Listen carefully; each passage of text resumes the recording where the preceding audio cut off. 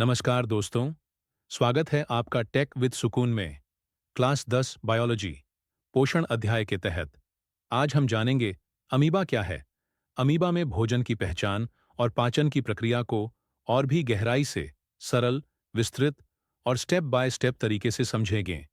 हम पहले यह समझेंगे कि अमीबा क्या है। अमीबा एक कोशिकीय सूक्ष्म जीव है जो नदी, तालाब और झीलों जैसे स्थिर पानी में पाया जाता है। इसकी कोई निश्चित आकृति नहीं होती। यह कुटपाद स्यूडोपोडिया की मदद से चलता है और भोजन करता है। अब समझेंगे कि अमीबा में भोजन की पहचान और पाचन कैसे होता है। सबसे पहले अमीबा भोजन की पहचान करता है। अब समझने वाली बात यह है कि अमीबा भोजन की पहचान कैसे करता है। अमीबा के पास न आंखें होती हैं, न नाक, फिर भी वह भोजन को पहचानता है। कैसे?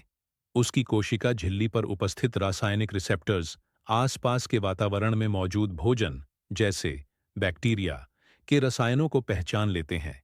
जैसे ही कोई भोजन कण उसके पास आता है, अमीबा उस ओर प्रतिक्रिया करता है, ठीक वैसे जैसे किसी जानवर को गंध से पता चल जाता है। यह प्रक्रिया पूरी तरह रासायनिक संकेतों, केमिकल सिग्नल्स पर आधारित होती है। अब हम समझेंगे, अमीबा में भोजन में पाचन की प्रक्रिया को कुटपाद द्वारा शुरू होता है। भोजन को पहचानने के बाद अमीबा अपनी कोशिका झिल्ली से कुटपाद सूडोपोडिया बाहर निकालता है। ये कुटपाद भोजन को चारों ओर से घेरते हैं। इस प्रक्रिया को कहते हैं अंतःग्रहण या फैगोसाइटोसिस।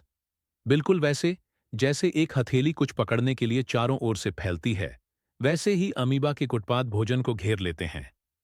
अब हम जानेंगे कि कुटपाद द्वारा घेरे जाने के बाद भोजन अमीबा के शरीर में खींच लिया जाता है।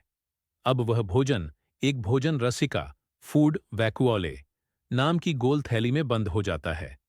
यह रसिका अमीबा के अंदर तैरती रहती है। उसके बाद अब भोजन रसिका के अंदर पाचक एंजाइम, डाइजेस्टिव एंजाइम्स छोड़े जाते हैं।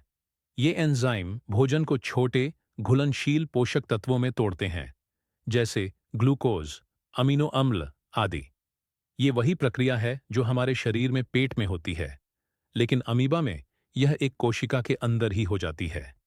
अब समझने वाली बात यह है कि घुलनशील पोषक तत्वों का अवशोषण कैसे होता है।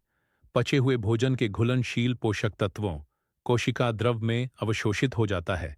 वह अमीबा की कोशिका में चारों ओर फैल जाता है।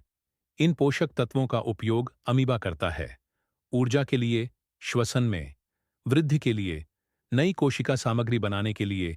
हमें यह जानना जरूरी है कि जो भोजन नहीं पचे, वह अमीबा शरीर से कैसे बाहर आए। हम जानते हैं कि अमीबा के पास भोजन ग्रहण करने एवं अपचे भोजन को शरीर से बाहर निकलने के लिए कोई विशेष अंग नहीं होता है। अपचे भोजन कोशिका झिल्ली की ओर पहुंचती है, झिल्ली खुलती है और अपशिष्ट बाहर निकाल दिया जाता है। इस अध्याय में हमने जाना कि अमीबा अपने पूरे शरीर से खाता है और पचाता है। उसके पास कोई अलग मुंह, पेट या आंत नहीं होती, फिर भी वो पूरी तरह सेल स्तर पर यह सब कर लेता है। अगर आपको यह वीडियो पसंद आया तो लाइक करें, सब्सक्राइब करें टेक विद सुकून को और बेल आइकन दबाएं ताकि ऐसे ही ज्ञानवर्धक वीडियो मिलते रहें।